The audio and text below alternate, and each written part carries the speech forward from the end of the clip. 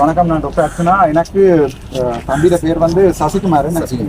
Okay, நீங்கள் இருக்கிற இடம் வாங்கி அப்போ அல்லப்பட்டியிலிருந்து எனக்கு நேற்று ஒரு கோல் ஒன்று வந்தது. என்னென்றால் இந்த கடல் அட்டை பண்ணை சம்பந்தமாக வந்து பெர்மிஷன் கொடுக்கறதுக்கு அது சம்பந்தமான அந்த ஃபோன் ரெக்கார்டிங்ஸும் போடுறேன். இந்த இவர் வந்து ஒரு முன்னாள் போராளி, நீங்கள் முன்னாள் போராளி. கிட்டத்தட்ட அந்த நகைகள் எல்லாத்தையும் அடை வச்சு தான் எவ்வளவு காலமா இந்த பிரச்சனைக்கு தெரியுங்க. நான் இப்போ 1.5 வருஷமா தெரியுறேன். 1.5 வருஷமா இது சம்பந்தமா அந்த பெர்மிஷன் எடுக்கிறதுக்காக எல்லா இடம் போய் கொண்டு வந்திருந்தவர். நீங்களே சொல்லுங்க என்ன நடந்தது. எனக்கு வந்து நீரியல் வளத்துறையாலும் டிஎஸ் ஆஃபீஸால கச்சேரியால எல்லா இடத்திலும் அனுமதி தந்தாச்சு. ஓகே, அட்டை பண்ணி எடுக்கிறதுக்கான அனுமதி வந்து எனக்கு தந்தாச்சு. தந்த பிறகு வந்து அதை கொண்டு அந்த லெட்டர் கொண்டு நெக்டால கொடுத்தா நெக்டா உடனே எங்களுக்கு அந்த வரைபடத்தை தந்து நாங்கள் ஒரு மாசத்துக்குள்ள எங்களை பண்ண அலுவல் முடிக்கக்கூடிய மாதிரி இருக்கும். இப்போ நெக்டா வந்து எங்களுக்கு நீரியல் வளத்துறை வந்து கடிதம் தந்த உடனே கொண்டு போய் நாங்கள் பண்ணி அடிக்கலாம்னு சொல்லி சொன்னா போல எங்களோட காணி உறுதியை கொண்டு 8 லட்சம் ரூபாய்க்கு நாங்கள் அடைய வச்சு மாசம் 42,000 வீதம் நாங்கள் கட்டிக்கிட்டு இருக்கோம். இப்போ 42,000 வீதம் நாங்கள் கட்டிக்கிட்டு இருக்க 6-7 மாசத்துக்கு மேலே கட்டிட்டோம். இவர் இந்த இழுத்தடிப்பு வேலையை ஒன்று செய்ததால தான் எங்களுக்கு அந்த பிரச்சனை இருந்தது.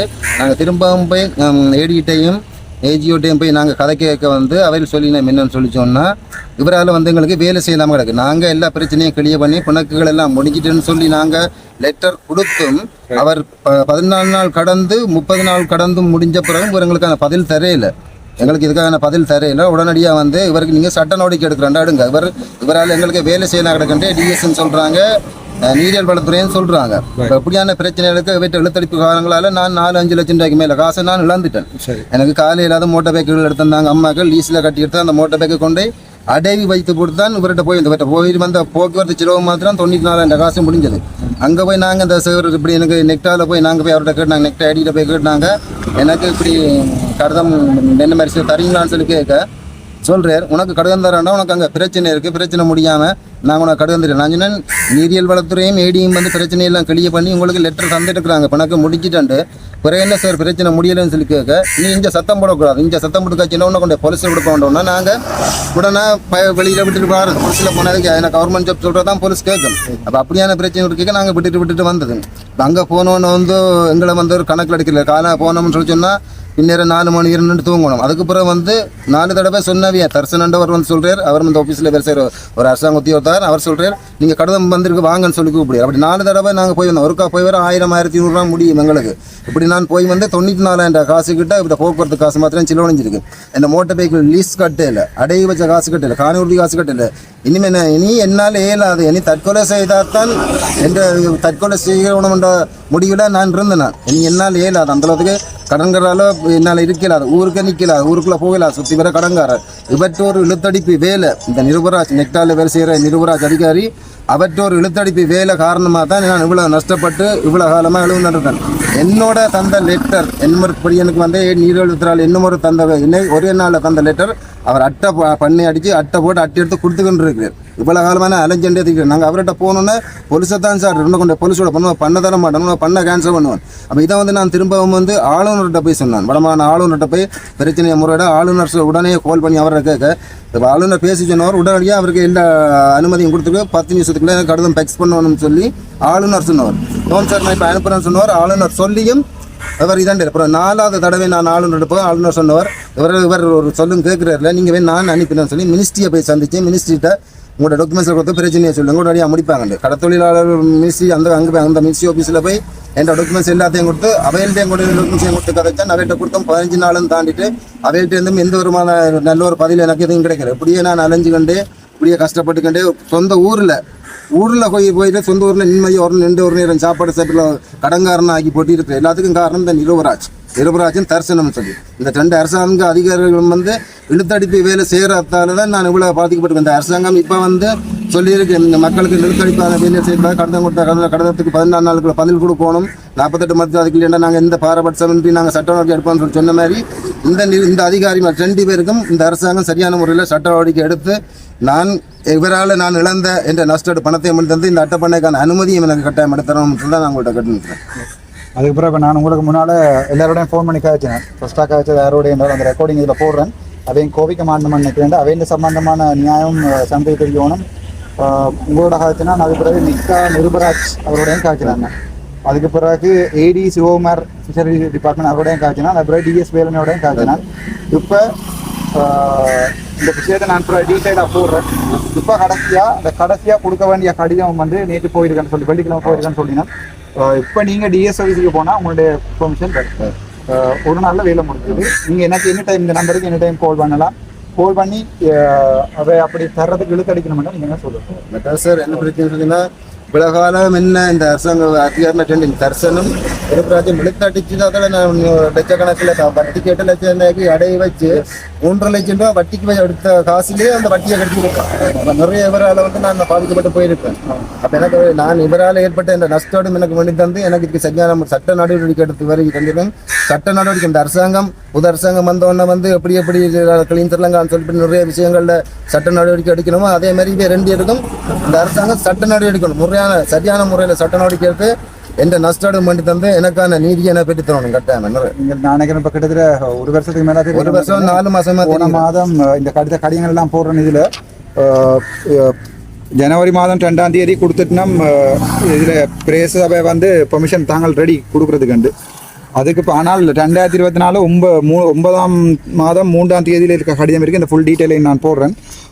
நான் அவரோட கதைச்சு அவற்ற நியாயத்தையும் நாங்கள் போடுவோம். இந்த ஒரு ஆளுடைய இதை போட்டால் அது வந்து ஒரு நியாயமில்லை தானே. அவற்ற கதையையும் அவற்ற ரெக்கார்டிங்கையும் போடுவோம். அவர் எனக்கு சொன்ன நியாயம் என்னென்னு சொன்னால் அதில் இன்னொரு ஆள் பிரச்சனைப்பட்டு கொண்டு வந்தால் தான் தான் டிலே பண்ணினான்னு சொல்லி நாங்கள் அந்த நியாயத்தையும் போடுவோம். அவருக்கு ஒரு அரசாங்க உத்தரவு அவருக்கும் ஒரு நியாயம் ஒன்று இருக்கும் தானே, அதையும் போடுவோம். என்னை பொறுத்த வரைக்கும் இது ஒரு ஹோலில் இது முடிஞ்சது எனக்கு சந்தோஷம். உங்களுக்கு பிரச்சனை தான் நீங்கள் எனக்கு அடிக்கிறேன். சரி தானே. நீங்கள் எங்கேருந்து வந்திருக்கீங்க? உங்களுக்கு நல்லப்பட்டியிலேருந்து வந்திருக்கீங்க. எனக்காண்டி கால் பண்ணி நாங்கள் நிறைய இடங்கள்ல கதைச்சு நான் போகாத இடம் எல்லா இடம் போனேன். கடைசியாக எனக்கு நிறைய இடங்கள்னு சொன்னாங்க. ஒரு இடம் போனேன், டாக்டர் அர்ச்சனா போய் சந்தி உடனடியாக போய் சேர்ந்து உடனடியாக அவனுக்கு சட்ட ரீதியான நடவடிக்கை உடனடியாக அவனுக்கு நல்ல ஒரு இப்போ எனக்கு ரெக்கார்டிங் சொல்லிக்கிறேன். அந்த ரெக்கார்டிங் போடுறேன். நான் சொல்லிக்கிறேன் பெர்மிஷன் கொடுக்குறேன். டிஎஸ் நாளைக்கு விடிய போங்க. பெர்மிஷன் வரையில்லைன்னு சொன்னால் உங்களுக்கு அப்ரூவல் வரையில்லைன்னா நாளைக்கு விடிய நான் டிஎஸ் உடையவான்னு காய்க்கிறேன். சரி, அதை சொல்லிக்கிறதானே ஃபோனில் அதுவும் ரெக்கார்டில் இருக்கு. சரி, நன்றியா. உண்மை அந்த மெட்ட பிரச்சனை இதே மாதிரி ஃபுல்லாக எழுதிட்டாங்க. அந்த கொடுத்த டாக்குமெண்ட்ரிகள் எவ்வளோ காசு இந்த டிரான்ஸ்ஃபர் ஸ்டேட்மெண்ட் எல்லாம் சரியா வழக்கல் தான் போட வேண்டியது. வழக்குகளுக்கு போறது கௌசல்யா ஃப்ரீயா வழக்கம் போட்டு தரும் உங்களுக்கு. நான் போலீஸ் ஒரு ஆள் இதுல கொடுத்தும் அது நாங்கள் போலீஸோட கதைப்போம். வணக்கம், நான் டாக்டர் ராமநாதன் அர்ச்சனா. இன்றைக்கு திங்கட்கிழமை 10ஆம் தேதி 2025ஆம் ஆண்டு பிப்ரவரி மாதம் உங்களுக்கு ஒரு முக்கியமான ஒரு வீடியோ ஒன்று போட போகிறேன். ஸோ என்னென்றால் மீன்பிடித்துறை சம்பந்தமான வடமாகாணத்தின் மீன்பிடித்துறை சம்பந்தமான ஒரு நீண்ட ஒரு வீடியோ உண்டு. இது வந்து அவர் எனக்கு தந்திருக்கிற கம்ப்ளைண்ட் லெட்டர். இந்த கம்ப்ளைண்ட் லெட்டர் நான் உங்களுக்கு பார்க்கலாம். நீங்கள் கம்ப்ளைண்ட் லெட்டரை பார்க்கலாம். ஸோ அதை ஃபஸ்ட்டாக வாசிக்கிறேன்னு கேளுங்க. அது ஃபுல்லாக கடலட்டை பண்ணை தொடர்பானது. நல்ல வடிவான எழுத்து. கனமையா அவர்களுக்கு திமத்தோயு சசிகுமார் ஆகிய நான் தங்களுக்கு அறிய தருவது என்னவென்றால், நான் கடலட்டை பண்ணை அமைப்பதற்காக எமது கிராம சென்ட் பிலிப்ஸ் கிராமிய கடற்தொழில் அமைப்பிடமிருந்து 1/11/2023 அன்று அனுமதி 2023 11ஆம் மாதம் 1ஆம் தேதி அனுமதி கடிதத்தை பெற்றுக்கொண்டேன். அதன் பின்பு அந்த கடிதத்தினை நீரியல் வளத்துறை அதிகாரியிடம் சென்று அவர்களிடம் கொடுத்து பண்ணை அமைப்பதற்கான அனுமதியினை கோரியுள்ளேன். அதற்கு நீரியல் வளத்துறை அதிகாரியும் அவருடைய எஃப்ஏ என்று சொல்கிறது நான் நினைக்கிறேன் ஃபீல்டு அசிஸ்டன்ட் எனது பாடு என்று சொல்வார்கள், ஒரு வலைப்பாடு என்று எனது பாட்டிற்கு வந்து நான் தொழில் செய்யும் இடத்தை பார்வையிட்டு அதன் பின் 1 வாரம் கழித்து இவர் ஒரு முன்னாள் போராளி அழகான எழுத்து எனக்கு அனுமதி கடிதத்தினை தந்துள்ளார். அவர் தந்த கடிதம் டிஎஸ் செயலகத்திற்கு 2வது யாழ்ப்பாண கச்சேரிக்கும் 3வது கடிதம் பூனேரி நெக்ட்ரா நிறுவனத்துக்கும் தந்தார். அதில் 1வது கடிதத்தினை நெக்ட்ரா நிறுவனத்திடம் கொடுத்தேன். அந்த கடிதம் அவர்கள் பெற்றுக்கொண்டால் அந்த தினத்திலே எனக்கான அனுமதி கடிதத்தினை அவர்கள் தந்திருக்க வேண்டும். அதே தினத்திலேயே கொடுத்துருக்கணும் என்றால் எல்லா பெர்மிட்டும் எடுத்து நெக்டாக கொடுத்துருக்கிறார். அப்படியான எல்லா பண்ணை தொழிலாளர்களுக்கும் வழங்கப்பட்டது. நான் எனது கடிதத்தினை கேட்ட பொழுது அவர் எனக்கு சொன்னார்கள், உங்களுக்கு பண்ணை அமைப்பதற்கு வேறு தொழிலாளி ஒருவருக்கு, அந்த பாரம்பரிய தொழில் செய்கிற தொழிலாளி ஒருவர் இவருடைய பண்ணை அமைக்கிறதால தனக்கு இடையூறு என்று சொல்லி இந்த நெக்டா தலைவருக்கு கொடுத்ததாக சொன்னார். இடையூறு இருப்பதாக கூறி எனக்கு கடிதம் தர மறுத்துவிட்டார். இதனை நான் நீரியல் வளத்துறை அதிகாரியிடம் சென்று அவர்கள் கூறியதை அவரிடம் சொன்னேன். அதற்கு நீரியல் வளத்துறை அதிகாரி உட்பட டிஎஸ் செயலகத்திலிருந்து ஒரு உத்தியோகத்தரும் கச்சேரியிலிருந்து ஒரு உத்தியோகத்தரும் நெக்டாவில் இருந்து 2 உத்தியோகத்தரும் நான் தொழில் செய்யும் இடத்தில் கள விஜயம் மேற்கொண்டு பார்வையிட்ட போது அங்கு எதுவித பிணக்களும் இல்லை என உறுதி செய்யப்பட்டு 3 பக்கத்தாளரில் கடிதம் ஒன்றினை நெக்டா நிறுவன அதிகாரியான நிருபராஜ் என்பவருக்கு சசிகுமார் என்பவருக்கு இந்த இடத்தில் 2 ஏக்கர் பண்ணை அமைப்பதற்கு இடையூறாக யாரும் இல்லை என்பதை உறுதிப்படுத்தி நீரியல் வளத்துறை அதிகாரியால் கடிதம் ஒன்று அனுப்பப்பட்டது. அதன் பின்பு நெக்டாவில் பணிபுரியும் அரசு அதிகாரியான தர்சன் என்பவரிடம் வாய் மூலமாகவும் தெரிவித்தார்கள். இவ்வளவு அதிகாரபூர்வமாக சொல்லியும் இன்று வரைக்கும் நிருபராஜ் தர்ஷன் இருவரும் எனக்கு அனுமதி கடிதம் தருவதற்கு இழுத்தடிப்பு செய்து கொண்டு இருக்கிறார்கள். அதாவது நிருபராஜ் என்றது நெக்டாவினுடைய தலைவர், அவருடைய ஃபீல்டு அசிஸ்டன்ட் தர்சன். நீரியல் வளத்துறையினால் நெக்டா நிறுவனத்துக்கு வழங்கிய பிரதி ஒன்றை வேலனை பிரதேசபை டிஎஸிடம் அனுப்பி வைத்து அங்கு சென்று வாய் மூலமாகவும் கூறினார்கள். அதன் பின்பு 6-7 மாதமாகியும் எனக்கு நெக்டா நிறுவனத்திலிருந்து எந்த பதிலும் கிடைக்கவில்லை. அதன் பின்பு நான் நெக்டா நிறுவனத்திடம் சென்று எனக்கு அனுமதி கடிதத்தினை தருமாறு கேட்டபொழுது அரசு அதிகாரியான நிருபராஜ் தர்சன் இருவரும் உனக்கு அனுமதி தர முடியாது, அனுமதி தந்தால் தங்களுக்கு பிரச்சனை என்று சொல்லி என்னை ஏசினார்கள். அதற்கு நான் சொன்னேன், நான் பண்ணை அமைப்பதற்கு எந்த ஒரு இடையூறும் இல்லை என நீரியல் வளத்துறையும் வேலனை பிரதேசபையும் உங்களுக்கு சட்ட ரீதியான முறையில் கடிதம் தந்திருக்கிறார்கள் தானே என கூறினேன். அதுக்கு நிருபராஜ் என்பவர் என்னை பார்த்து, நீ இங்கு சத்தம் போட்டு கதைத்தால் போலீஸுக்கு கால் பண்ணி சொல்லுவேன் என என்னை பல தடவை மிரட்டி அனுப்பினார். அதன் பின்பு நான் வடக்கு மாகாண அலுவலரிடம் 4 தடவை சென்று எனது பிரச்சனையை கூறினேன். அதுக்கு ஆளுநர் நெக்டா அதிகாரியான நிருபராஜ் என்பவரிடம் கால் பண்ணி உடனடியாக சசிகுமார் என்பவருக்கு அனுமதி, அதாவது இவர் தன்னுடைய அனுமதியை 2023ஆம் ஆண்டு 11ஆம் மாதம் 1ஆம் தேதி எடுத்திருந்தும் இன்றைக்கு 2025ஆம் ஆண்டு பிப்ரவரி மாதம் 10ஆம் தேதி வரைக்கும் இந்த போராட்டம் நடக்குது. கிட்டத்தட்ட 1 வருஷம் 3 மாதத்துக்கு மேலே இந்த பிரச்சனை நடந்து கொண்டிருக்கு. எனது பிரச்சனையை கூறினேன். அதுக்கு ஆளுநர் நெக்டா அதிகாரியான நிருபராஜ் என்பவரிடம் கால் பண்ணி உடனடியாக சசிகுமார் என்பவருக்கு அனுமதி கடிதத்தினை வழங்குமாறு கூறினார். ஆளுநர் 4 தடவையும் சொல்லி கேட்கவில்லை. அதன் பின்பு ஆளுநர் என்னிடம் சொன்னார், தான் அனுப்பியதாக கூறி கடற்தொழில் அமைச்சரான சந்திரசேகரன் என்பவரிடம் எனது பிரச்சனையை முறையிட சொன்னார். நான் கடல் தொழில் அமைச்சரின் காரியாலயம் சென்று எனது பிரச்சனையை கூறி அனைத்து கடிதங்களையும் போட்டோ காப்பி பிரதிநிதியாக கொடுத்தேன். அதுக்கு 15 நாள் கடந்தும் எனக்கும் அவர்களிடமிருந்து உறுதியான பதில்கள் எதுவும் கிடைக்கவில்லை. அவர்களும் அசமந்த போக்கில் இருந்து செயல்படுகின்றார்கள். அதன் பின்பு நான் மறுபடியும் வேலனை பிரதேசபை சென்று டிஎஸ்ஐ சந்தித்து பிரச்சனையை கூறினேன். அதுக்கு அவர் சொன்னார், சசிகுமார், நாங்கள் நெக்டா நிறுவனத்துக்கு கடிதம் அனுப்பினால் 15 நாட்களுக்கு பதில் கடிதம் தர வேண்டும். ஆனால் 30 நாட்களுக்கு மேல் கடந்து விட்டது, இன்னும் பதில் தரவில்லை. நாங்கள் 2வது கடிதம் அனுப்பியுள்ளோம் என கூறி இவருடன் தங்களுக்கு வேலை செய்யாமல் இயலாமல் இருக்கிறேன் என கூறினர். இதே மாதிரி தான் நீரியல் வளத்துறை அதிகாரியும் கூறினர்.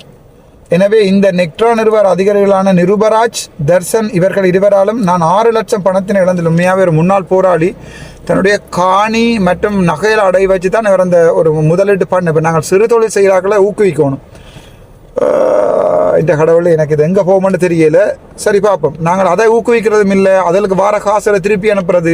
முன்னாள் போராளிகள் எங்களுக்காக அடிபட்டவங்க செத்தவங்கெல்லாம் ஒரு ஒரு ஒரு கடிதத்துக்காண்டி 1 வருஷம் 2 மாதம் அங்கேயும் இங்கேயும் அலைந்து திரிகிற ஒரு வரலாறு எனக்கு விளங்கல. சரிதானே? காரணம், இவர்கள் இழுத்தடிப்பு வேலையும் பக்கசார்பாகவும் செயற்படுக. இவரிடம் ஒரு அனுமதி கடிதம் எடுப்பதற்கு போய் வந்த செலவு மட்டும் 94,000. என்னென்றால் உண்மையாகவே தெரியும் உங்களுக்கு, பணத்தினை இவர்கள் இழுத்தடிப்பு வேலையும் பக்கசார்பாகவும் செயற்படுக. இவரிடம் ஒரு அனுமதி கடிதம் எடுப்பதற்கு போய் வந்த செலவு மட்டும் 94,000. அதாவது என்னென்றால் ஒவ்வொரு முறையும் ஒரு கடிதம் எடுக்கிறதுக்காண்டி பஸ்ஸில் ஏறி நின்று ஆட்டோ காசு கொடுத்து நான் யோசிப்பேன், 94,000 ரூபாய் போகுதா அதுலேருந்து இல்லை பஸ் போகிறதுக்காண்டி இல்லை, அரை கந்து வட்டியில் தான் நீங்கள் இப்போ ஒரு நாளைக்கு 1 லட்சம் ரூபா கடன் வேண்டினா ஒரு நாளைக்கு 2,000 ரூபா கொடுக்குற கந்து வட்டி இல்லாமல் தான் நீங்கள் ஸ்ரீலங்காவில் இருக்குது சிஸ்டம். இப்போ பேங்க்கில் போய் லோன் எடுக்கலாம், இவைக்கு வருமானம் இல்லை, பேஷீட்டும் இல்லை, ஒன்றும் இல்லை. பேங்க் லோன் எனக்கே எங்களோட சாவச்சேரி மேனேஜர் தரையிலான்னு சொல்லிட்டார். பேஷீட் இருந்து நீரியல் வளத்துறை எனக்கு அனுமதி தந்தவுடன் எனது காணி உறுதியை பண்ணை அமைப்பதற்காக 8 லட்சம் ஈடு வைத்தேன். அதாவது அவற்றை பண்ணை உறுதியை 8 லட்சம் வீடு வச்சு அந்த காசை கொண்டு ஒரு கஷ்டப்பட்ட சனம் எவ்வளோ கஷ்டப்படுதுன்னு பாருங்க. வீடு வைத்த பணத்திலே பணத்தை எடுத்து மாதம் ஒன்றுக்கு 42,000 5 மாதங்களுக்கும் வட்டி கட்டியுள்ளு. அதாவது 8 லட்சம் வேடினால் மாதத்துக்கு 42. நான் சொன்ன அந்த கந்து வட்டிலாம் இவர் கட்டியிருக்கிறார். அதன் பின்பு நான் சுகையினப்பட்டு இருந்ததினால் என்னால் தொழில் செய்ய முடியாமல் இருந்தது. இதனால் நான் எனது பாவனையில் உள்ள லீசிங் போட்டு எடுத்த மோட்டார் சைக்கிளை இன்னும் 1 வருடம் ரூபாய் 2 லட்சம் அடை வச்சுத்தான் இந்த போக்குவரத்து செலவையும் வாகனத்துக்கான வட்டியையும் கட்டி கொண்டு இருக்கின்றேன். தயவுசெய்து விளங்கிக் கொள்ளுங்க. நாங்கள் அரசு அதிகாரிகளாக படிச்சுட்டு போகிறோம்ன்ற முக்கியம். தயவுசெய்து வேலை விளங்கிக் கொள்ளுங்க. என்ற நாளைக்கு எங்களுக்கு இந்த நிலைமை வரலாம். நாளைக்கு நீங்கள் ஒரு டாக்டர்கிட்ட போய் இப்படி இருக்கலாம், ஒரு லோயர்கிட்ட போய் வேஸ்ட் ஆகலாம் ஒரு டைம். எனவே எனது பிரச்சனையை கருத்து கொண்டு அட்டை பண்ணை அமைப்பதற்கான அனுமதியினை பெற்றுத்தந்து இவரால் எனக்கு ஏற்பட்ட நஷ்ட ஈடு பணத்தினையும் பெற்றுத்தந்தால் நஷ்ட ஈடு கிடைக்கிறதோ தெரியாது. பட் நான் எனது கடனிலிருந்து மீண்டல் வேணும்னா தங்களும் வேண்டிக்கிறோம். கஷ்டப்பட்டு அவருக்கு இடது கை கால் பக்கம் இயங்காத ஒரு நிலைமை, ஒரு கஷ்டப்பட்ட ஒரு தொழிலாளி தன் மாத வருமானத்தை பார்க்கணும்னு பார்க்கல. நாங்கள் ஒரு அரசு அதிகாரிகளை அசம்பந்த போகல. இந்த ஃபைலை நாளைக்கு சைன் பண்ணுவோம். நான் அப்படி இல்லை, நான் ஹாஸ்பிட்டல் வரைக்கும் இந்த கொண்டு வா ஃபைலு சைன் பண்ணி உடனே கடிதம் பண்ணிச்சு பாவம் சார் நான் வெயிட் பண்ணி கொண்டு அனுப்பிட்டு தான் நான் வெயிட் பண்ணுறேன். கடவுளே ரைட். இது அவர் எனக்கு தந்த கம்ப்ளைண்ட் லெட்டர். அதன் பிறகு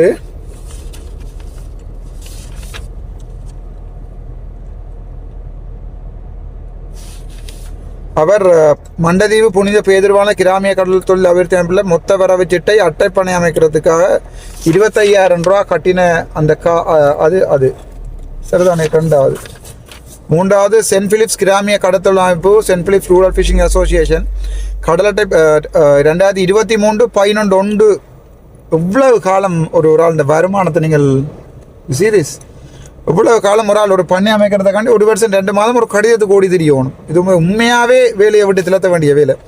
கடல் அட்டை பண்ணை அமைப்பதற்கான அனுமதி வழங்கல் தொடர்பாக 2023-11 மாதம் 1ஆம் தேதி வந்து உதவி பணிப்பாளர் தேசிய நிர்வாக உயிரினர் செய்கை அபிவிருத்தி அதிகார சபை வடமாகாணம் அந்தேனி திமைத்தோய் என்பவரின் சொந்த பாடான முட்டுக்கிழக்கு பாட்டில் தனது மகனான திமைத்தோய் சசிகுமார் என்பவருக்கு 1 ஏக்கர் அளவிலான கடல் அட்டை பண்ணை அமைப்பதற்கு அனுமதி வழங்கினர். எனவே திமைத்தோய் சசிகுமார் என்பவருக்கு 1 ஏக்கர் அளவிலான கடல் அட்டை பண்ணை அமைப்பதற்கு அனுமதி வழங்குகிறோம் நன்றி என்று சொல்லி அவர்களுடைய பண்ண நிர்வாகம் கொடுத்த கடிதம் இது.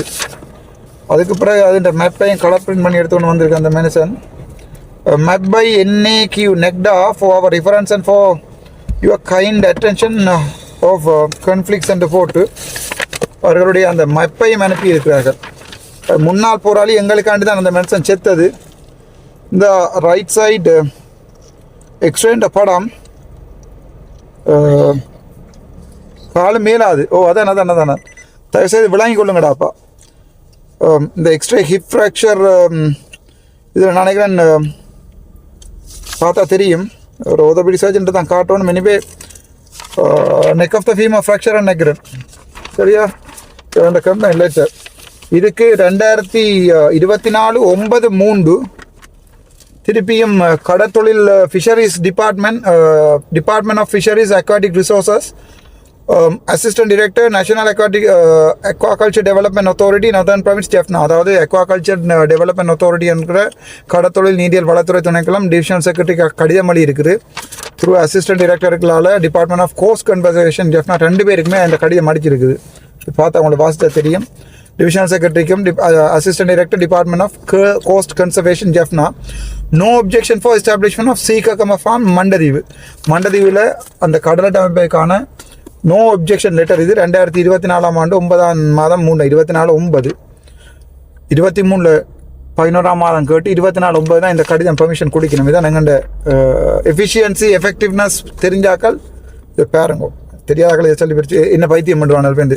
இப்போ எஃபிஷியன்சி என்ற என்ன எஃபெக்டிவ்னஸ் என்று காய்க்க போனால் கடைசியாக என்ன பைத்தியம் பண்ணுவாங்க. I wish to inform you that the following information regarding the above subject, Mr. Thimetheyu Sasikumar, our identity card residing at ward number 2, LIPT Jaffna, intends to establish a Sikikama farm at Mandadivu South Sea site and report Kadiyatla. Based on the following consideration, and no objection letter has been obtained from the area society. And the society no objection letter கொடுத்துருக்காங்க. Our observations attach பண்ணப்பட்டிருக்கு. Our field visit, which confirmed that there is no disturbance of fishing activities, I hereby issue a no objection letter for the construction of the sea cucumber farm additional 2 meters as well. அது தாங்க no objection என்று போட்டு அடித்தது அந்த மெப்புகளை போட்டு அவங்களோட இதையும் கொடுத்து he intends to culture the species of Holothuria scabara and require 1 meter space for every 2 individuals. The total area of the farm will be 2 acres. He planned to employ pen culture farming methods and utilize skin diving for harvesting. Skin diving. It is anticipated that there will be no adverse environmental impact from the sea cucumber cultivation. Therefore, I have recommended and forwarded the above application for your necessary arrangement. Please, Assistant Director Jeffna J. Sudhakaran, Assistant Director Department of Fisheries and Aquatic Resources, Jeffna 2024 ஆண்டு 9ஆம் மாதம் 3ஆம் தேதி கொடுத்த கடிதம். அதுக்கு 2025ஆம் ஆண்டு ஜனவரி மாதம் 2ஆம் தேதி திருப்பியும் டிஎஸ் கொடுத்துருக்கிறார். கே சிவாதரன் டிவிஷனல் செக்ரட்டரி அட் ஏதோ இன்லேண்ட் சவுத் வேலனை என்ன ரைட் உதவி பணிப்பாளர் தேசிய நீர்வாழ் உயிரின செய்ய சபை நிக்டாக கொடுத்துருக்கு. வடமானம் கடல் அட்டை வளர்ப்பிற்கான அனுமதி வழங்கல் தொடர்பாக இது அந்த கடிதம். மேற்படி விடயம் தொடர்பாக அல்லைப்பட்டி கிராம அலுவலக பிரிவில் ஸ்மித்தோய் சசிகுமார் என்பவர் கடல் அட்டை பண்ணை செய்ய மேற்கொள்வதற்காக விண்ணப்பித்திருந்த நிலையில் தங்களது NQNBCAD JFSC 701 அந்த லெட்டர் மை நம்பர் DFAR வேற ஒரு லெட்டரை கோட் பண்ணியிருக்கிறார். எந்த லெட்டர்னு தெரியல. தேதிய கடிதத்தில் பிணக்கினை சீர் செய்து குறித்த ஆவணங்களை சமர்ப்பிக்கும் பட்சத்தில் மேலது நடவடிக்கைகளை காலதாமன்று மேற்கொள்ளும் என குறிப்பிடப்பட்டிருந்தது. அதாவது அந்த நிக்டா அதில் இருக்கிறவர் சொல்லியிருக்கார் இந்த காணிக்கு பெர்மிஷன் கொடுக்கல ஏற்கனவே அதில் பிணக்கு இருக்குன்னு சொல்லி அதுக்கு நீங்கள் பணக்கு இருக்குன்னு எழுதியிருக்கிறீங்கன்னு எழுதுகிறார் டிஎஸ். மேலதிக நடவடிக்கைகளை காலதாமன்று மேற்கொள்ள குறிப்பிடப்பட்டது. இருந்தும் கடத்தொழில் திணைக்களத்தின் 12/11/2024 அந்த கடிதம் தான் வாய்ச்சி நான் உங்களுக்கு. திகதிய கடிதத்தில் குறித்த பிணக்கு தீர்க்கப்பட்டதாக தெரியப்படுது. அப்போ பிணக்கு இல்லை. 2024 அக்டோபர் மாதம் 12ஆம் தேதி பிணக்கு இல்லைன்னு அவங்க கடிதம் கொடுத்துருக்காங்க. மேலும் இது தொடர்பாக தீர்மானம் மேற்கொள்வதற்காக 2024 12/27ஆம் தேதி தங்கள் உத்தியோகத்தருடன் இணைந்த களவிஜயம் மேற்கொள்ளப்பட்டது. அது பிறகு நெக்டா போய் களவிஜயம் மேற்கொள்ளப்பட்டது. அதன் அடிப்படையில் இத்துடன் இணைக்கப்பட்டுள்ள வரைபடத்தின் அடிப்படையில் திமைத்தை சசிகுமாருக்கு வழங்குவதனால் எவ்வித பிணக்கம் ஏற்பட வாய்ப்பில்லை என அவதானிக்கப்பட்டுள்ளது. அது பிறகு டிஎஸ் சொல்கிறார் அது அங்கே போய் நாங்கள் பிணக்கு வர சான்ஸ் இல்லை என்று சொல்லி டிஎஸ் எழுதின கடிதம். தங்களின் களவிஜயம் மேற்கொண்ட உத்தியோகத்தரின் அறிக்கையினை பெற்று சசிகுமார் கடலட்டை பண்ணையினை வழங்குவது தொடர்பான தங்களின் நிலைப்பாட்டினை தெரியப்படுத்துமாறு கேட்டுக்கொள்கிறேன்.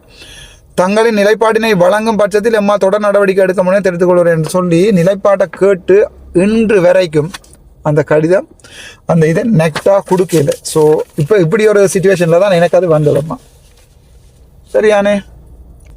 அப்போ அந்த சசிகுமார்ன்ற ஒரு பக்கம் தன்னுடைய எங்களுக்காக போராடின ஒரு போராளி. நான் உங்களுக்கே சொன்னால் இந்த தேர்தல் விஞ்ஞானத்தில் முதல் என்னுடைய எல்லாமே எங்களுக்காக போராடினவங்களாக தான் இருக்குமான்னு சொல்லி நான் சொன்னதை செய்கிறேன். இது ராமநாதனுடைய அரசியல். ஸோ இது தையட்டி அரசியல் இல்லை. ஸோ அதற்கு பிறகு அந்த அண்ணா இன்றைக்கு விடிய என்னை வந்து சந்தித்தவர். அந்த ரெக்கார்டிங் அந்த வீடியோ தான் நீங்கள் முதல் பார்த்துருப்பீங்க. அப்புறம் நான் எடுத்த my calls are always been recorded. If you want to talk to me துறப்பு பொறுப்பு பண்ணுவாங்க.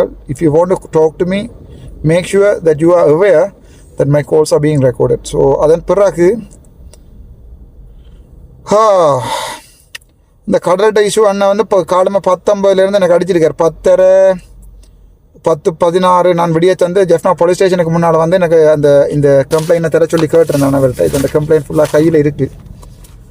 தர சொல்லி கேட்டிருந்தேன் நான். அதற்கு பிறகு எனக்கு அடித்த கோல் 3 கோல்ஸ் வந்திருக்கு. முதலாவது ஹலோ சசிகுமார் இடத்துல நிற்கிறீங்க? சார் போலீஸ் ஸ்டேஷன் சந்தியில் நிற்கிறேன் சார். நான் இடத்துல வந்து பண்ணுறேண்ணா. Okay sir. ஓகே முடிஞ்சா யாரையாவது உங்கள்கிட்ட வெள்ள வேட்டியில் இப்படி அரசியலை செய்ய சொல்லுவோம். இடத்துல நிற்கிறீங்க? இந்த சந்தியில் நீங்கள் சார் போலீஸ் ஸ்டேஷன் நிற்கிறீங்க. நான் காட்டுறேன்.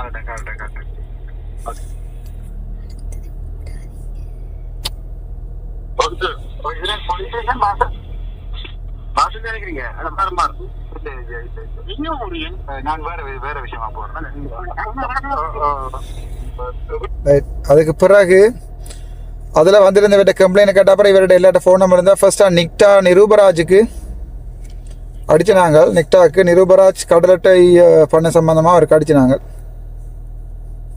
இந்த நிருபராஜ் என்றவர் தான் இவ்வளவு காலம் குடுக்கேலே என்று சொல்லி இவருடைய complaint. Hello doctor. Hello good morning. நான் டாக்டர் அர்ச்சனா ஹாய்கிறேன், பார்லிமெண்ட் எம்பி. எஸ் எஸ் சொல்லுங்க டாக்டர். நீங்க நிருபராஜ் ஹாய்க்கிறீங்க? Yes yes yes. என்னென்ன உங்களுக்கு டைம் இருக்கா வரைய மீட்டிங்? இல்ல சொல்லுங்க. இது வந்து எங்கிட்ட வந்து ஒரு கம்ப்ளைண்ட் ஒன்று வந்திருக்கு. அப்போ இந்த கம்ப்ளைண்ட் வந்திருக்காருன்னு சொன்னால் சிவ பொறுமவாரன்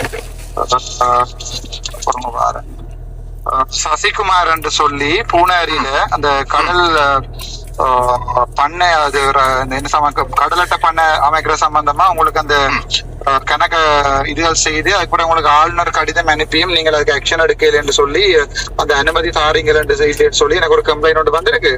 ஓகே அது நான் உங்களோட போன்ல கலைக்கிறது பிரச்சனை இல்ல தானே? ஒரு பிரச்சனை இல்ல. அது என்ன உண்மையா என்ன விஷயம் என்ன நடக்குது? என்ன இவருக்கு வந்து ஒரு ரிக்வெஸ்ட் தந்திருந்தவர் தனக்கு ஒரு அட்டை பண்ணி டெவலப் பண்ணணும்னு சொல்லி அல்லப்பட்டியை சேர்ந்தவர். இவர் அல்லப்பட்டியில ஒரு கடற்பிரதேசத்தை அடையாளப்ப சொல்லி அப்ப அதுக்குரிய ஜாயின்ட் இன்ஸ்பெக்ஷன் நான் நினைக்கிறேன் ஒரு சரியா டேட் ஞாபகம் இல்ல, லாஸ்ட் இயர் போன வருஷம் ஒரு 6வது 7வது மாதம் எல்லா திணைக்களங்களோடையும் போடப்பட்டது. Fisheries department, DS, coastal conservation department. அது வந்து எப்ப போடப்பட்ட 2023ஆம் ஆண்டு 11ஆம் மாதம் 1ஆம் தேதி. அந்த நேரம் இவற்ற இடத்துல ஒரு பாரம்பரிய மீன்பிடி தொடர்பான ஒரு இஷ்யூ இருக்குன்னு சொல்லி அந்த பிரச்சனையை சோல்வ் பண்ணினா அப்புறம்தான் கொடுக்கலாம் எல்லா டிபார்ட்மெண்ட் டிசைட் பண்ணி அதை விட்டுட்டு வந்தது. அந்த பிரச்சனை சோல்வ் பண்ணணும்னு சொல்லி லாஸ்ட் இயர் கடைசி நினைக்கிறேன் நம்ம டிசம்பர் எண்டில திருப்பி ஒரு இன்ஸ்பெக்ஷன் ஒன்று டிவிஷனல் செக்ரட்டரியும் சிசிடியும் நாங்களும் டிபார்ட்மெண்ட் ஆஃப் ஃபிஷரிஸும் போனாங்க. அந்த நேரத்துல அந்த இஷ்யூ இருந்தேன்னு சொல்லி ஒரு லெட்டரும் தந்திருந்த பேர் எனக்கு சரியா ஞாபகம் இல்ல, தன்னுடைய பாரம்பரிய மீன்பிடி நடவடிக்கை அதுல இருக்குன்னு சொல்லி. அப்ப நாங்கள் அது பிறகு அதை திருப்பியும் நாங்க சொல்லிட்டோம் பாரம்பரிய மீன்பிடி நடவடிக்கை தொடர்பான பிணக்கு இருக்கைகளை எங்களுக்கு லைசன்ஸுக்குரிய ரெக்கமெண்டேஷனை கொடுக்கலாதுன்னு சொல்லி. பிறகு டிவிஷனல் செக்ரட்டரி எனக்கு ஜனவரி போட்டிருந்த ஒரு கடிதம், அத ஏடி ஃபிஷரிஸ் அதை பொறுப்பெடுக்கிறபடியா இல்ல அவர் அதை ரெக்கமெண்ட் பண்ணிருக்கிறபடியா பாரம்பரிய மீன்பிடிக்கு இஷ்யூ இல்லைன்னு சொல்லி நாங்கள் அந்த இடத்தை கொடுக்கறது ரூபா உங்களுக்கு ஏதாவது ஆட்சேபனை இருக்காண்டு நான் ரிப்ளை பண்ணிட்டேன் டிஎஸ்க்கு. இப்ப எங்களுக்கு அத என்ன வெரிஃபை பண்ண இல்லாம இருக்கு, இதுல பாரம்பரிய மீன்பிடி இருக்கா இல்லையாண்டு. ஆனா எங்களோட லைசன்ஸ் கண்டிஷன் அடிப்படையில ஒரு இடம் தொடர்பான பிணக்கு இருந்துன்னு சொன்னா அந்த லைசன்ஸை நாங்கள் ரினியூ பண்ண ஏதாவது இஷ்யூ கொண்டு வரோம். அப்படி ஒன்று வந்தா நாங்க உங்கள்கிட்ட ரெக்கமெண்டேஷன் கேட்போம்னு சொல்லி அவருக்கு நீங்க கொடுக்குறேன்னா கொடுங்க. ஆனா எங்களோட கன்ஸ்ட்ரெயின் பாரம்பரிய மீன்பிடியை பாதிச்சு ஒரு பண்ண நடவடிக்கைகள் இடத்தை கொடுக்கறதுல நெக்டாக அதிகாரம் இல்லைன்றதை நாங்க ரிப்ளை பண்ணிட்டேன் டிஎஸ்க்கு. அப்ப இதுல இது இஷ்யூ என்னன்னு சொன்னா ஒரு ஆள் கம்ப்ளைண்ட் பண்றா இதனுடைய பாரம்பரிய மீன்பிடின்னு சொல்லி இவர் எனக்கு அதுல இடம் தர சொல்லி கேட்கிறார். அது பாரம்பரிய மீன்பிடியை பார்க்க ஆனா அந்த இடத்துல பிரச்சனை இல்லை என்று 2023ஆம் ஆண்டு டிஎஸ் கடிதம் கொடுத்திருக்கிறா. 2024/11/12 தேதி கடிதத்தில் கொடுத்த பிணக்கு தீர்க்கப்பட்டதாக தெரியப்படுத்திருந்தது. மேலும் இது தொடர்பாக தீர்மானம் மேற்கொள்வதற்காக 2024/12/27 தேதி தாங்கள் உத்தியோகத்தர்களுடன் இணைந்த களவிஜயம் மேற்கொள்ளப்பட்டிருந்தது. அதன் அடிப்படையில் இத்துடன் இணைக்கப்பட்டுள்ள வரைபடத்தின் அடிப்படையில் திமுக சசிகுமாருக்கு வழங்குவதனால் எவ்வித பிணக்கும் ஏற்பட வாய்ப்பில்லை என அவதானிக்கப்பட்டுள்ளது. ஸோ டிஎஸ் சொல்றா பிரச்சனை இல்லை என்று, ஆனா நிக்டா சொல்லுது பிரச்சனைன்னு சொல்லி. டிபார்ட்மெண்ட் ஆஃப் ஃபிஷரிஸும் லேண்ட் லீஸை கொடுக்குற டிவிஷனல் செக்ரட்டரியும் வந்து கிளியர் பண்ணிட்டா எங்களுக்கு சில பேர் நக்டா வந்து டெக்னிக்கல் இன்ஸ்டிடியூஷன் டெக்னிக்கல் அப்ளிகேஷன் மட்டும் தான் நாங்க லைசன்ஸ் கொடுக்கறது மானிட்டர் பண்றதும் இந்த டாக்குமெண்ட்ஸ் கிளியர் நாங்க கொடுப்போம். அவே அந்த டாக்குமெண்ட்ஸ் கிளியர் பண்ணி தரதுக்கு இந்த பாரம்பரிய மீன்பிடி தான் மேல பிரச்சனை. ஏற்கனவே அக்வாகல்ச்சர் பாரம்பரிய மீன்பிடியை பாதிக்குதுன்ற ஒரு சின்ன கம்ப்ளைண்ட் இருக்கிறோட இதுல கொஞ்சம் கூட கவனமா இருக்கிறோம் நாங்க. இந்த டிபார்ட்மெண்ட் ஆஃப் ஃபிஷரில இருந்து அக்வாட்டிக் ரிசோர்ஸ்ல இருந்து 2024 செப்டம்பர் 3rd எழுதின லெட்டர்ல no object for establishment of சீககம் ஃபார்ம் மண்டதி வந்து ஒரு ஆப்ஜெக்ஷன் நோ ஆப்ஜெக்ஷன் லெட்டர் ஒன்று இருக்குது. அதுக்கு பிறகுதான் அந்த மற்ற நபர் தன்னுடைய பாரம்பரிய வாழ்வாதார மீன்பிடி இடம் என்று சொல்லி இதை சொல்லி ஒரு லெட்டர் ஒன்று எங்களுக்கு தந்திருந்தார். ஞானரூபன் அது அவருடைய பெயர். பிறகு அதுக்கு பிறகு ஜனவரி 2 எழுதின கடிதத்துல அதுல இதை போட்டுக்கணுமே இதுல டிவிஷனல் செக்ரட்டரி சொல்லி இருக்கிறார் அத இடையூறு இல்லையா. அப்ப நாங்க அதுக்கு ரிப்ளை பண்ணிருக்கோம் டிவிஷனல் செக்ரட்டரிக்கு. இப்ப உங்களுக்கு இடையூறு இல்லைன்னு சொல்லி இது இஷ்யூ இல்லைன்னு சொன்னால் எங்களுக்கு அதை வேர்வை பண்ண முடியல. உண்மையில இடையூறு இருக்கா இல்லையான்றது எங்களுக்கு வேர்வை பண்ண முடியல. சரி அப்ப நீங்கள் லேண்ட கொடுப்பீங்கன்னு சொன்னா நாங்க லைசன்ஸ் கொடுக்கறதுல எங்களுக்கு ஆட்சேபம் இல்லை. ஆனா லைசன்ஸ் ரெனியூ பண்ணேங்க நெக்ஸ்ட் இயர் இந்த இஷ்யூ தொடர்ந்தால் எங்களுக்கு ரெக்கமெண்டேஷன் கொடுக்க முடியாத இஷ்யூ ஒன்று வர ரிப்ளை பண்ணிட்டேன். நான் இப்ப டிவிஷன் செக்ரட்டரியோட ஒரு கதைக்கிறேன். இது அவர் ஒரு லெட்டர் ஒன்று கொடுத்துருக்காரு ஜனவரி 2 உங்கள்ட்ட பாஸ் பண்ணிருக்கேன். நம்ம இப்ப என்னல பாஸ் பண்ணிருந்தேன். நான் திருப்பி சொல்லிடுறேன், எனக்கு இஷ்யூ இல்ல, லேண்ட் கொடுக்கறது அவதான் டிசிஷன் எடுக்கணும். ஆனா எனக்கு இருக்கிற பிரச்சனை இந்த துணக்கொண்டு தொடர்ந்தால் எனக்கு ஒன்றும் செய்யலாம் சொல்லி. சரி, அப்ப நான் டிவிஷன் செக்ரட்டரி கேட்கிறேன், இந்த இதுல அவர்கிட்ட ரெக்கமெண்டேஷன் லெட்டர் ஆல்ரெடி கொடுக்குற படியா கடிதத்துக்கு திருப்பி கடிதம் மாறி மாறி போட்டோன்னு கேளாது தானே? பெரிய யோசனை இல்ல. அவர் ஜனவரி 2 சொல்லி இருக்கிறார் தனக்கு நோ அப்ஜெக்ஷன் சொல்லி டிவிஷன் செக்ரட்டரி. அப்ப அதுக்கேற்ற மாதிரி நீங்க இவர்கிட்ட இதை கொடுக்கலாதா? நாங்க டிவிஷன் செக்ரட்டரிக்கு ரிப்ளை பண்ணேன். எங்களுக்கு ஒரு அக்வாகல்ச்சர் மேனேஜ்மெண்ட் லைசன்ஸுக்கு 3 டாக்குமெண்ட் கம்பல்சரி. டிவிஷன் செக்ரட்டரியின் annual land permit, coastal conservation department development permit, AD department ஃபிஷரிஸினுடைய நோ அப்ஜெக்ஷன் லெட்டர் இந்த இடத்துல டெவலப் பண்றதால கடத்தொழிலுக்கு இடையூறு இல்லைன்னு சொல்லி. மற்றது உண்மையில அந்தந்த லோக்கல் ஃபிஷரிஸ் சொசைட்டிஸும் ஒரு நோ அப்ஜெக்ஷன் கொடுப்பாங்க ஃபிஷரிஸ் டிபார்ட்மெண்ட்டுக்கு, இந்த ப்ராஜெக்ட் எங்களுக்கு தெரியும், இதுல பிரச்சனை இல்லைன்னு சொல்லி. எங்களுக்கு அந்த லக்கிங் பார்ட் அங்க இங்க லக்கிங் இல்ல ஒரு இஷ்யூ இங்க இதா இது வருதுன்னு சொன்னால் இவன்ட அந்த ஒரு நபர் என்னுடைய பாரம்பரிய மீன்பிடி இடம் என்று சொல்லி ஒரு கம்ப்ளைண்ட் தந்தது. அவர் ரிவோக் பண்ணலையா? அவர் இப்பவும் அதே ஸ்டாண்ட்ஸ்ல நிக்கிறாரா? அவர் அதே ஸ்டாண்ட்ஸ்ல இருக்க. மற்ற உண்மையில இப்ப நான் இவரே எனக்கு தெரியும்.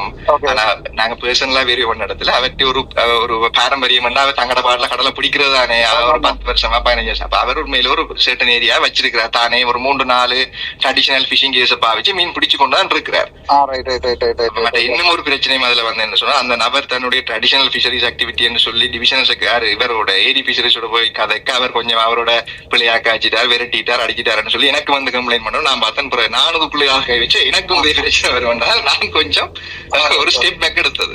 நல்ல விஷயம். நீங்க என்னோட காய்ச்சல் இல்லைன்னு சொன்னா நான் ஜோசிப்பேன், நீங்கள் தான் ஏதோ டிலே பண்றீங்க. நான் டிஎஸ்ஓட கரைச்சு உங்களுக்கு கம்ப்ளைண்ட் பண்ண மற்றவரோடையும் ஒரு அவர்கிட்ட ஸ்டாண்ட்ஸ் என்னன்னு பார்த்துட்டு அந்த இஷ்யூவை ரிசால்வ் பண்றதுக்கு ட்ரை பண்ண பாக்குறேன். இந்த என்னோட 14ஆம் தேதி இளங்குமரன் தலைமையில போட்டிருக்கிறோம் டிவிஷனல் செக்ரட்டரி ஒழுங்கினமை கூட்டம். அதுக்கு எனக்கு வரையில ஆண்டால் திருப்பி அதே ஆண்டு யாழ்ப்பாணத்திலையும் இவர் எங்களோட சந்திரசேகரன் தலைமையில திருப்பி இன்னொரு வேற ஒரு மீட்டிங் வந்து போட்டிருக்கணும். அது என்னென்றால் அபிவிருத்தி குழு கூட்டம் வந்து 14ஆம் தேதி பிப்ரவரி 14 சந்திரசேகர தலைமையிட்ட அமைச்சர் சந்திரசேகர தலைமையில் யாழ்ப்பாணத்தில் போட்டுட்டு அதே நேரம் எங்களுடைய அரசாங்கத்தின் MP இளங்குமரன் தலைமையில் பிரதேச ஒருங்கமைப்பு கூட்டத்தை பூனாரியான போட்டிருக்கணும். என்ன ஜோக் என்றால் 2க்கு மேலே இங்கே ஒரு காலம் அங்கே ஒரு நாள் வைக்கல. So Ilangumaran is in safe hand I guess. So இந்த இஷ்யூ டிஎஸ்க்கு முன்னாடியே டிஸ்கஸ் பண்ணி நான் நல்ல மட்டும் தான் பாக்குறேன். பட் எனக்கு வேற இது அவ்வளவு ஒரு பெரிய பிரச்சனையான விஷயம் இல்ல. இந்த ஃபிஷரிஸ் இம்பெடிமெண்ட்ஸ் ரிப்போர்ட் ஒன்று இருக்கிறபடியா அதை கிளியர் பண்ணாம போறதுல இருக்கிற இஷ்யூ தான் எங்களுக்கு இருக்க பிரச்சனை. அவர் தன்னை கம்ப்ளைண்ட் டிஎஸ் கொடுத்திருக்கிறாரா? அந்த பாரம்பரியமா செய்யறவரால் தன்னை கம்ப்ளைண்ட் டிஎஸ் கொடுத்திருக்காரு. ஆனால் இவர் சொல்றார் அங்க ஒரு ஆள் அந்த பாரம்பரிய மீன்பிடி முறை பாதிக்கப்படுது என்று. ஆனால் சென்ட் பிலிப்ஸ் கிராமிய கடற்தொழில் அமைப்பு 2023-11 கொடுத்திருக்குது. கடலட்டை பண்ணை அமைப்புக்கான அனுமதி வழங்க தொடர்பாக அந்தோணி திமேத்தி என்பவர் சொந்த பாடான முட்டுக்கிழக்கு பாட்டில் தனது மகனான திமேத்தையை சதிக்குமார் என்பவருக்கு 1 ஏக்கர் அளவிலான கடலப்பட்டை அமைப்புக்கு அனுமதி வழங்கியுள்ளார். எனவே திமேத்தையை சதிக்குமார் என்பவருக்கு 1 ஏக்கர் அளவிலான கடலப்பட்டை அமைப்புக்கு அனுமதி வழங்குகிறோம் என்று அவரே சொல்லியிருக்கிறார். ஸோ அவதான் பிரச்சனை ஃபுல்லாக கேட்போம் கொடுத்துருக்கு. அதோட சொசைட்டியும் போய் கதறிக்கணும். AD ஃபிஷரிஸும் கொடுத்துருக்கு. AD ஃபிஷரிஸ் கொடுத்த இடத்துல தான் தன்னை கொஞ்சம் மிஸ்மேனேஜ் பண்ணினு சொல்லி எனக்கு சொன்னார் வெளியே. எனக்கு அதை சொல்லி பிரயோசனம் இல்ல, நீங்கள் அதை உரிய டிபார்ட்மெண்ட்ஸுக்கு தான் இன்ஃபார்ம் பண்ணணும். சார் நான் அவரை அப்ரோச் பண்ணி பாக்கிறேன், கண்டாக்ட் எடுத்து அப்ரோச் பண்ணி பார்த்துட்டு இதுல ஏதாவது நாங்க ஒரு என்ன சொல்றது ஒரு 2 பேரும் சேர்ந்து ஒரு சமாதானமா போயிடுமாட்டா நல்லா. இவரும் அவரும் உறவுக்கார். அந்த தன்னுடைய பட்டி என்று சொல்லி இது தனக்கு பிஷரிஸுக்கு இடையூறு சொல்லுறவரும் இவருடைய மாமாவோ சம்திங் சொந்தக்காரன் தான். அவருடைய முறை கழிச்சு பார்த்துட்டு டிஎஸோட ரிசால்வ் பண்ணி போட்டு திருப்பி உங்களுக்கு அந்த லெட்டருக்கு ரிப்ளை பண்ண சொல்றேன். அந்த லெட்டருக்கு அவர் ரிப்ளை பண்ண தேவையில்லை நினைக்கிறேன் சொன்னால் அவர் அதுக்குரிய பெர்மிட்ட ப்ரோசஸ் பண்ணினால் சரி. இனி அவர் எங்கிட்ட பாஸ் பண்ண போறதுக்கு நான் சொல்லிட்டேன், நீங்க லேண்ட கொடுக்குறேன்னா கொடுங்கோ, நாங்க எங்கட லைசன்ஸ் கொடுக்குறோம். ஆனுவல் ரினியூவலுக்கு வரைக்கும் இந்த இஷ்யூ தொடர்ந்து இருந்ததுன்னு சொன்னா இவர் பாவம். இவர் இன்வெஸ்ட் பண்ணிடுவார் கடல்ல. அப்ப லைசன்ஸ் ரினியூ பண்ணாட்டி இவர்கிட்ட லீகலா வந்துடும்.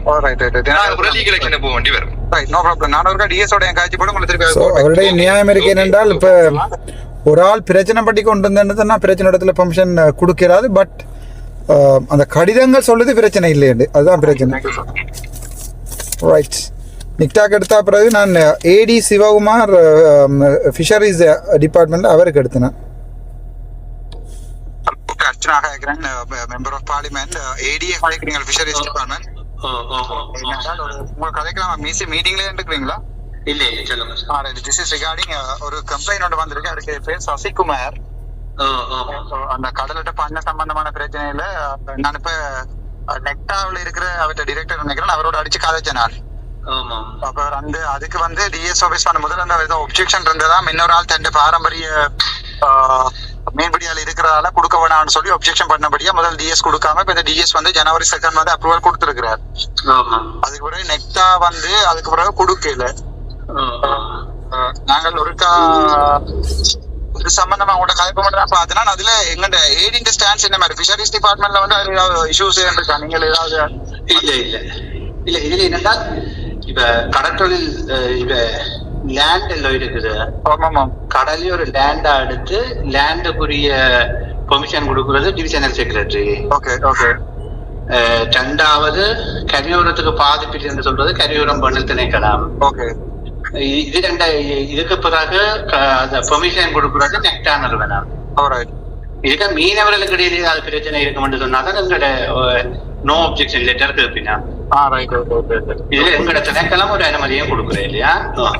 நீங்க வந்து அப்ப இதுல வந்து நீங்க ரெக்கமெண்டேஷன் கொடுக்கறது அப்படியா?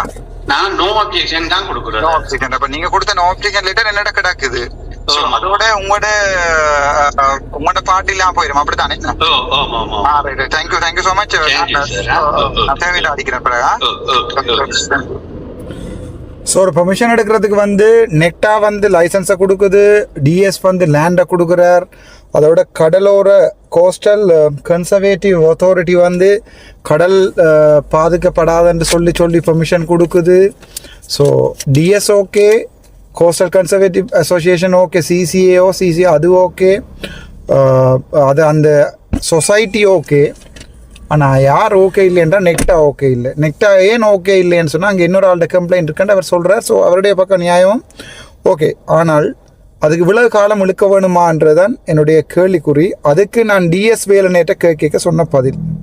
ஹலோ வணக்கம், நான் டாக்டர் அர்ச்சனா கேக்குறேன், மெம்பர் ஆஃப் பார்லிமெண்ட். இது வேலனே டிஎஸ் ஓட இருக்கா கதைக்கலாமே? Good morning. நான் உங்களுக்கு பிஸியா இருக்கிறீங்களோ தெரியல, கதைக்கலாம் ஒரு 2-3 minutes. இது என்னென்றால் எங்கண்ட ஒரு கம்ப்ளைண்ட் ஒன்று வந்திருக்கு எனக்கு. அந்த கடல் அட்டை பண்ண கொடுக்குற அந்த பெர்மிஷன் கொடுக்குற, அதாவது வந்து பெர்மிட் கொடுக்குற சம்பந்தமா மிஸ்டர் சசிகுமார் என்ற ஒரு ஆள் எனக்கு ஒரு கம்ப்ளைண்ட் ஒன்று எழுதி தந்திருக்கிறார். அது நீங்கள் ஒரு லெட்டர் ஒன்று அனுப்பி இருக்கிறீங்க நெக்டாக்கு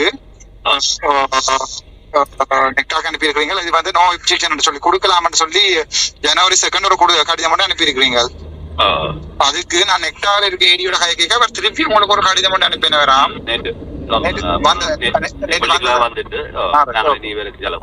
நீங்க கொடுக்குறப்ப இது இஷ்யூ ஒண்ணுமே இல்ல தானே? சொசைட்டி கொஞ்சம் கேள்விப்பட்டேன். அதுல அவர் என்னென்றால் அந்த நோ அப்ஜெக்ஷன் ஒரு ஆள் கொடுக்குறாரல்லோ, அவர் வந்து நான் நினைக்கிறேன் இவர்கிட்ட ரிலேட்டிவ் போல்டாக்கு ஏதோ 10 ஏக்கர் ஏதோ 10 பரப்பு ஏதோ கேட்டு அப்படி ஏதோ பிரச்சனை இருக்கு போலாக்கு. இவர்கிட்ட லைசன்ஸ் கொடுக்கறதுல இப்ப பிரச்சனை இல்ல, நீங்க கொடுக்கலாம் தானே? நாங்க கொடுப்போம். Right. Okay, thank you so much. Okay thank you. So இதான் சிம்பிள் அஸ் தட். என்னென்றால் இந்த ஒரு சின்ன விஷயத்தை ஒரு கோஆர்டினேட் பண்ணி, அதை டிபார்ட்மெண்டல் கோஆர்டினேஷன் சொல்லுவாங்க, உங்களுக்கு தெரியும். So let me talk about the theory. அதாவது வந்து என்வாயன்மெண்ட், அதாவது ஒர்க்கிங் என்வாயன்மெண்ட்ன்றது 2 இருக்குது. ஒன்று வந்து இன்டர்னல் என்வாயன்மெண்ட்ன்றது ஒரு டிபார்ட்மெண்ட்டுக்குள்ளே, எக்ஸ்டர்னல் என்வாயன்மெண்ட்றது டிபார்ட்மெண்ட்டுக்கு வெளியில் ஒவ்வொரு டிபார்ட்மெண்ட்டுக்கு இடையிலான கோஆர்டினேஷன். இப்போ ஒரு பெர்மிஷன் கொடுக்க 3 டிபார்ட்மெண்ட் சேர்ந்து ஒரு அப்ரூவல் எடுத்து கொடுக்குற ஒரு டிபார்ட்மெண்ட்டில் ஒன்று பெண்டிங் ஆகினாலும் ஒன்றில் இன்னொன்று இன்டர்டிபெண்ட்டாக தான் இருக்கும். உதாரணத்துக்கு DA service okay, CCA okay, ஆனால் fisheries okay, fisheries and aquaculture okay. நெக்டா இப்போ லைசன்ஸ் கொடுக்கறதுக்கு சொசைட்டிகிட்ட கேட்குது, சொசைட்டியும் ஓகேன்னு சொல்லி எப்போவோ கடிதம் கொடுத்துருக்குது. என்னென்றால் இது ஒரு சின்ன விஷயம், அதை எங்களுடைய அமைச்சர் 15 நாளும் லெட்டர் கொடுத்து ரெஸ்பாண்ட் பண்ணினா எனக்கு ஒரு just I took 30 minutes I called everybody எல்லாருக்குமே கால் பண்ணினான். So now it's issue is totally over. நான் இப்போ அது ஒரு பாவம், ஒரு மனுஷன் ஒரு காலு மேலாத மனுஷன் ஹிப் ஃப்ராக்சரோட பஸ்ஸில் ஏறி தெரிஞ்சு திங்க் பண்ணி பாருங்க. ஒருக்கா தயவு செய்து ஏசிக்குள்ள இருக்கிறார்கள் ஒருக்கா திங்க் பண்ணி நாங்கள் படித்த நாங்கள் ஒரு டெடிகேஷன் இப்போ நாங்கள் வேண்ட சம்பளத்துக்கு வேண்ட செய்யாலும் நாங்கள் செய்கிற இதே பிள்ளை நாளைக்கு எங்கிட்ட பிள்ளையும் ஏதோ ஒரு டிபார்ட்மெண்ட்டில் போய் தூங்குமன்றதை ஜோதிச்சு பாருங்க. அது எல்லாரையுமே எஃபிஷியன்சியும் எஃபெக்டிவ்னஸும் ஐ டோன்ட் நோ. எஃபிஷியன்சி என்றா என்ன, எஃபெக்டிவ்னஸ் என்றா என்னண்டா இனி நான் உங்களுக்கு படிப்பிக்கணும். ரிசோர்ஸ் ஒன்று இருக்குது, படிப்பிச்சா என்ன பைத்தியம் உண்டுவான சரி. ரிசோர்ஸ் ஒன்று இருக்கு. அந்த ரிசோர்ஸ் எல்லாம் உதாரணத்துக்கு பார்ப்போம், ஒரு வீடு ஒன்று கட்டுறதுக்கு ரிசோர்ஸ் அது அவ்வளோத்தையும் எடுத்து இன்புட் ஆக்குவோம். அடுத்து 60 மார்க் போட்டால் இன்புட். அதுக்கப்புறம் ஒரு ப்ரொசஸ் ஒன்று நடக்கும், வீடு கட்டுப்படும். அதுக்கப்புறம் அவுட்புட், அதுக்கப்புறம் அவுட்கம். இதில் எஃபிஷியன்சி என்றா என்ன, எஃபெக்டிவ்னஸ் என்றா என்னண்டா அவுட்புட்டை இன்புட்டால் பிரிக்கிறது எஃபிஷியன்சி. எஃபெக்டிவ்னஸ்ன்றது அவுட்கம்மை வந்து ரிசோர்ஸஸால் அல்லது ரிசோர்ஸஸால் பிரிக்கிறது வந்து எஃபெக்டிவ்னஸ். எஃபெக்டிவ்னஸ்ன்ற ஒரு பெரிய வேலை, அதுக்கு வந்து இன்டர்டிசிப்ளினரி கோஆர்டினேஷன்ன்றது வேணும். எங்களுக்கு இது விளங்கல ஏனென்றால் எங்களோட ஜெஃப்னா பெனின்சுலாவில் மட்டும்தான் இந்த இன்டர்டிசிப்ளினரி கோஆர்டினேஷன் எஃபிஷியன்சி என்றால் என்னென்று தெரியாது, எஃபெக்டிவ்னஸ் என்றால் என்னென்று தெரியாது. இதை சொன்னால் நான் கெட்டவன், அரசு ஊழியர்களுக்கு எதிரானவன். இது ஒரு சிம்பிள் வேலை. இந்த லெட்டரை வாசித்து ஜஸ்ட் ஐ டூக் 30 minutes இதை அண்டர்ஸ்டாண்ட் பண்ணி ஒரு 4 ஹெட்டுக்கும் கால் பண்ணி அதை செய்கிற பெரிய வேலை. இதுக்கு தான் நாங்கள் 4 MP மேலே NPPயில் கொடுத்துருக்குறோம். அவர் வந்து என்ன அவர் இளங்குமரன் ஒரு போஸ்ட் ஒன்று போட்டிருக்காரு பார்த்து நான் யாரோ எழுதி கொடுக்குறோம், அது அவருக்கு வாசிக்க தெரியுமா. எனக்கு ஓப்பன் சேலஞ்ச், இந்த பேப்பரை மூச்சு விட இல்லாமல் எழுத்து பிழை இல்லாமல் உச்சரிப்பு பிழை இல்லாமல் இளங்குமரன் வாசித்தா நான் இந்த MP போஸ்ட்டையே விட்டு போகிறேன். அப்படி வசதி என்றால் சும்மா ஒரு அறைக்கு வர்றது. நீங்கள் கவர்மெண்ட்டு அமைச்சு பதவியை எடுத்து வச்சுருக்கிறீங்க, 3 MP மேலே உங்களுக்கு தமிழ் சேனம் போட்டிருக்கு. நான் யாரையுமே மட்டம் தட்டி கதைக்கல, பட் நீங்கள் போடுற போஸ்ட்டுக்கு நாங்களும் சில இதில் போடுறது இது சின்ன வேலை. அப்போ நீங்கள் நான் இப்போ இதே கவர்மெண்ட் எம்பியாக இருந்திருந்தால் எனக்கு இதெல்லாம் ஜஸ்ட் அ மேட்டர் ஆஃப் கோல் இருந்தும் எனக்கு அந்த ரெஸ்பாண்ட் பண்ணி கதைச்ச அந்த ஒவ்வொரு தரைக்கும் நான் உண்மையாகவே தேங்க்ஸ். நான் அதையும் ரெக்கார்டிங் போடுறேன்டா டிவிஷனல் செக்ரட்டரியேட் வேலனை அவர் என்ன ரெஸ்பாண்ட் பண்ணி இப்படி தான் பிரச்சனை டாக்டர் இதெல்லாம் கொடுத்துட்டோம்னு சொல்லியிருக்கார். அவர்கிட்ட டியூட்டி அவர் வடிவாக செஞ்சுருக்கிறார். அதுவரை department of fisheries and aquatic resources அவர் சொல்லியிருக்கார் நாங்கள் இந்த இதால் பிரச்சனை வராண்டு லெட்டர் கொடுத்துருக்குறோம்னு சொல்லி. அதுக்கப்புறம் சொசைட்டி லெட்டர் கொடுத்துருக்குது. இப்போ நிக்டா வந்து விலகாலம் இழுத்து அடிச்சிருக்குது. பட் அதுக்கு மேலே ஒரு ரீசன் ஒன்று இருக்குது இழுத்து அடிச்சிருக்கு. அந்த ரீசன் தான் அதால் தான் மக்கள் பாதிக்கப்படுறது. So now the issues resolved. இப்போ உங்களுக்கு கடத்தொழில் அமைச்சர்கிட்ட போய் நீங்கள் கதைச்சு அவரால் உங்களுக்கு செய்யலான்டா மட்டும் என்னோட வாங்கோ. வி வில் ஹேண்டில் திஸ், நாங்கள் அதை ஹேண்டில் பண்ணுவோம். Will close the chapter. அல்லது பாராளுமன்றத்தில் காய்ப்போம். அதுக்கு தானே நீங்கள் ஓட் பண்ணீங்களா. எனக்கு ஓட் பண்ணீங்களோ இல்லையோ தெரியாது. தீவிரத்துலேயும் எனக்கு கொஞ்சம் ஓட் தான் வந்தது. பட் எனக்கு விழுந்த ஒரு ஓட்டுக்காக தீவிரத்தில் இருந்து அந்த தீவிரத்துக்கே வேலை செய்வேன். எனக்கு வெளியாமத்தில் விழுந்த ஒரு ஓட்டுக்கான தான் தையடி விஹார் என்ற உண்மையான பிரச்சனையை உடைச்செடுத்திருக்கிறேன். அரசியல் செய்கிற நீங்கள் நினைக்கிற மாதிரி ஈஸியும் இல்லை, கஷ்டமும் இல்லை. ஒரு டெடிகேஷன் ஒன்று வேணும். சனம் உங்களை பேசினாலும் திட்டினாலும் பைத்தியம் என்று சொன்னாலும் நன்றி பரவாயில்ல. கௌசல்யா சொல்லுவா கோவம் வருது நான் பேசாமல் இருக்கு, கணக்கு எடுக்க, அதை விட பிரச்சனை இல்லை. சனம் என்னதான் சொன்னாலும் நாங்கள் எங்கள்ட குறிக்கோளில் நிற்கிறேன்றதான் அரசியல். சாகும் வரைக்கும் அடி சூடு விழுந்தாலும் நான் முடிவெடுத்துட்டேன். ஒரு 5 வருஷத்துக்கு ரியல் பொலிட்டிக்ஸ் செய்துட்டு தான் போகிறேன். மேபி ஒரு ஆகஸ்ட் வரைக்கும் ஒரு எம்பியா, அது நீங்கள் விட்டால் ஒரு பாராளுமன்ற மாகாண முதலமைச்சராக நான் இந்த முறை கண்டஸ்டண்டில் நிற்பேன். எனக்கு ஆசை கனவெல்லாம் இல்லை. பட் உண்மையாகவே செஞ்சால் இப்படி இருக்குமென்னு உங்களுக்கு காட்டிட்டு போகிறேன். விரும்பினா ஓட் போடுங்க. ஓட் போடுறதுக்குரிய வீடியோ தான். நன்றி, வணக்கம். டாக்டர் ராமநாதன்.